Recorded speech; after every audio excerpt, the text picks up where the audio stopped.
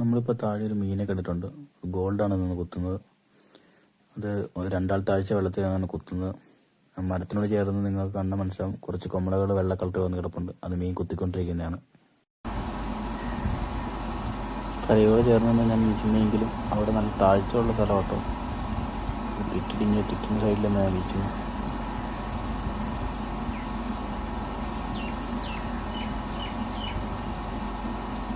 ഈ മീനുകളെ നമുക്ക് എളുപ്പം വീശി പിടിക്കാം.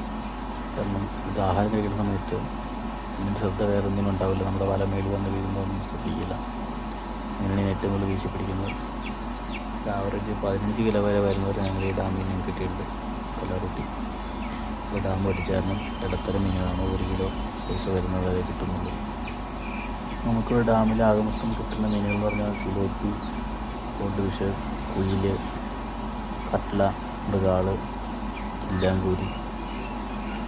ഇപ്പോൾ കാരിന് ഞങ്ങൾ കൊണ്ടുപോയിട്ടുണ്ട്. ഈ ഇടയ്ക്ക് ഞങ്ങൾ മഞ്ഞക്കൂരിന് ഒരു 10,000 മീനിനെ കൊണ്ടുപോയിട്ടുണ്ട്.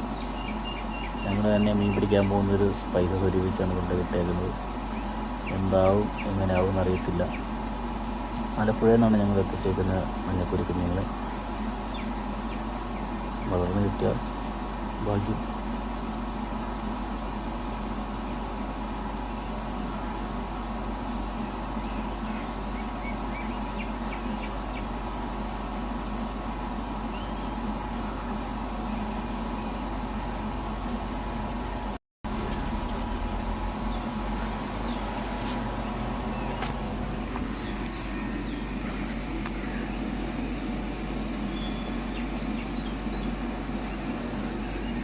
ഇപ്പോൾ നമുക്ക് കിട്ടിയ മീൻ ഇതാട്ടോ.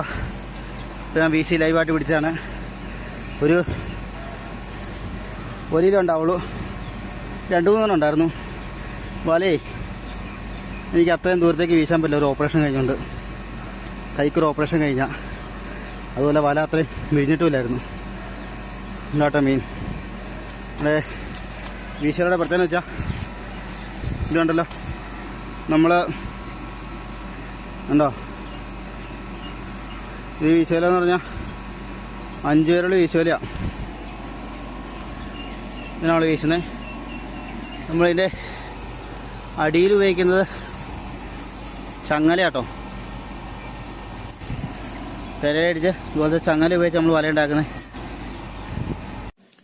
അപ്പം നമുക്ക് കിട്ടിയ മീനാണിത്. ഗോൾഡ് ഫിഷ് എന്നൊക്കെ പറയും. കോമൺ കാർപ്പ് എന്നാണ് എൻ്റെ പേര്. നമ്മളിപ്പോൾ വീശിയേക്കുന്ന 2 താഴ്ച അത്രയും വെള്ളത്തിൽ നിന്നാണ് വീശിയെടുത്തിരിക്കുന്നത്. ഇത് അടിയിൽ നിന്ന് തീറ്റ എടുക്കുമ്പോൾ മേളിലൊരു പ്രത്യേക കൊമളകൾ വരും.